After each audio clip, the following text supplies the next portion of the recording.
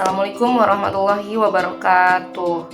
Balik lagi dengan saya Sita Umi Laila dengan NIM 2231429 di mata kuliah Public Speaking yang diampu oleh Pak Adi.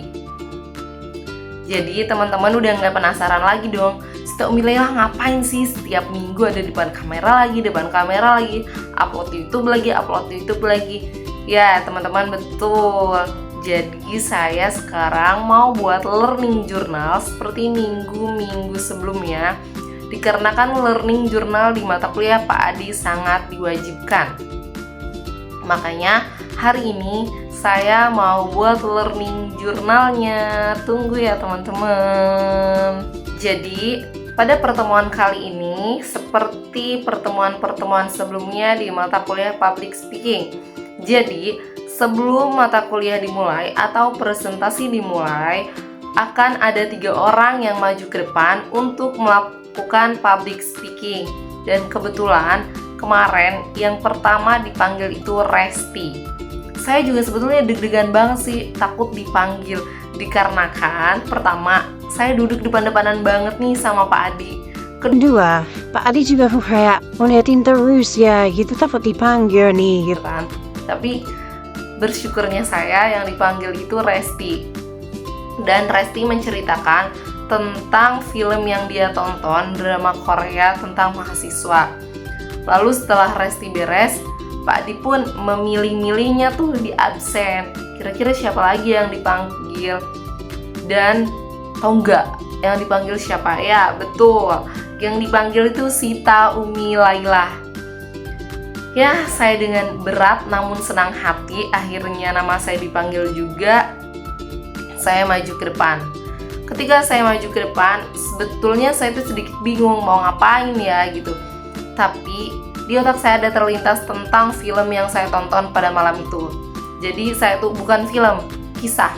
Jadi saya menonton kisah tentang Nabi Muhammad SAW dengan kakek Yahudi tunanetra. Baik, saya mau menceritakan kisah tersebut sebentar. Jadi, ketika Nabi Muhammad memimpin kota Madinah itu sangat berkembang pesat sekali dan banyak orang dari luar kota Madinah berbondong-bondong untuk datang ke kota Madinah hanya untuk berjualan. Dan kakek Yahudi tunanetra ini juga bukan asli penduduk kota Madinah. Akan tetapi, beliau ini selalu menjelek-jelekan Nabi Muhammad. Bilang bahwa Nabi Muhammad gila hormat, tukang sihir, dan sudah meracuni orang-orang sekitar untuk mengikutinya. Jadi, si kakek tunanetra Yahudi ini ada di mana sih? Si kakek tunanetra Yahudi ini ada di ujung pasar kota Madinah.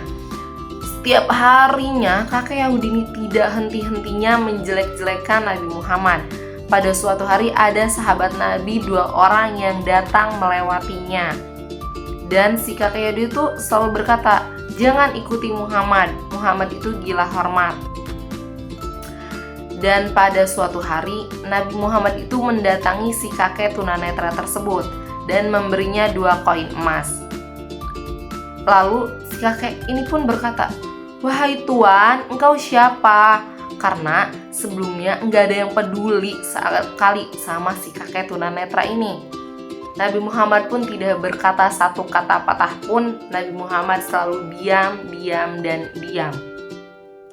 Lalu Nabi Muhammad menyuapi si kakek tunanetra ini makan.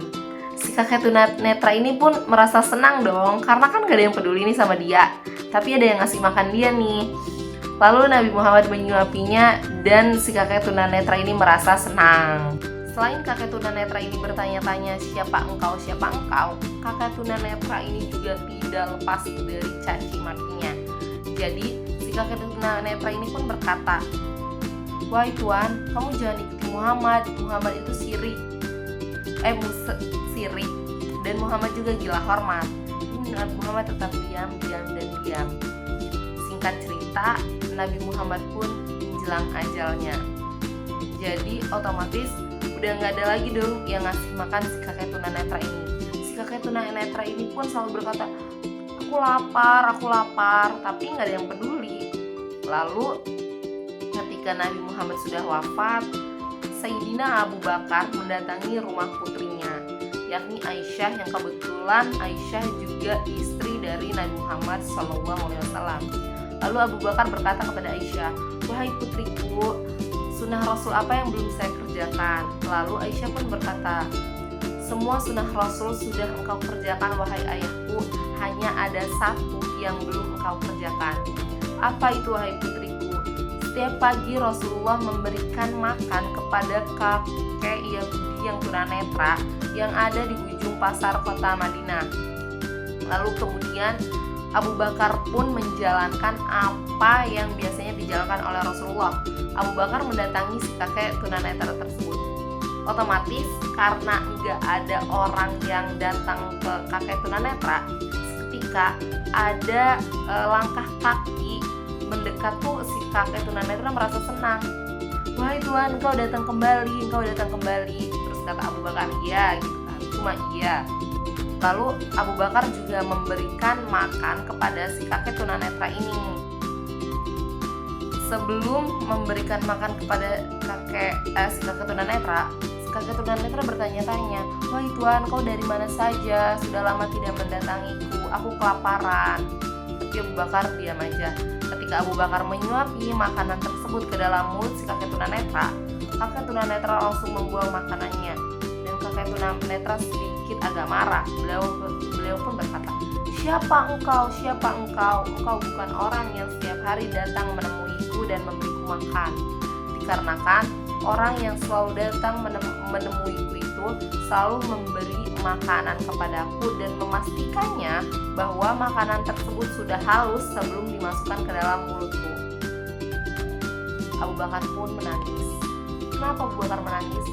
Begitu baiknya hati Rasulullah, dikarenakan Rasulullah udah disakiti begitu sakitnya tetap berbuat baik kepada si kakek Yahudi tersebut. Lalu Abu Bakar pun berkata, "Ya, saya salah satu sahabatnya, dan beliau yang selalu datang ke tempat ini yakni Rasulullah SAW atau Nabi Muhammad SAW." Lalu si kakek Yahudi pun menangis terseduh-seduh. Beliau pun mengakui kesalahannya, dikarenakan gimana sih selalu mencaci makinya di depan mukanya, di depan orangnya. Si kakek Yahudi tersebut menangis, mengakui kesalahannya, dan seketika si kakek Yahudi pun mengucapkan kalimat syahadat, yakni asyhadu alla ilaha illallah wa asyhadu anna muhammadar rasulullah. Jadi si kakek Yahudi bersaksi bahwa tiada Tuhan selain Allah dan Nabi Muhammad adalah utusan Allah. Pesan moral dari kisah ini, jadi buat semuanya, jikalau ada yang berbuat buruk kepada kalian, tetap lakukan yang terbaik buat orang tersebut. Jangan membalasnya dengan hal-hal yang buruk. Lanjut, setelah saya beres, Pak Adi pun memanggil si Nopal. Si Nopal itu menceritakan tentang keorganisasian atau kemahasiswaan. Setelah Nopal pun beres, dilanjutkan presentasi. Ya betul, jadi presentasi pada hari itu kebetulan kelompok saya. Jadi kelompok saya menjelaskan tentang metode dan konsep dasar dalam public speaking. Ternyata metode dan konsep dasar dalam public speaking itu banyak sekali ya teman-teman. Kita harus menguasai materi, kita juga harus bisa menghidupkan forum tersebut. Kita juga harus fokus, gak cuma pendengarnya saja yang fokus. Kita juga sebagai yang ngomong di depan, kita juga harus bisa fokus, dikarenakan di saat ada pertanyaan kita juga menjawabnya dengan baik. Dan dalam metode dan konsep itu banyak sekali kiat-kiat yang harus dimiliki oleh seorang public speaking. Oke, mungkin itu aja sih yang bisa saya sampaikan. Wassalamualaikum warahmatullahi wabarakatuh. Sampai ketemu di Learning Journal selanjutnya.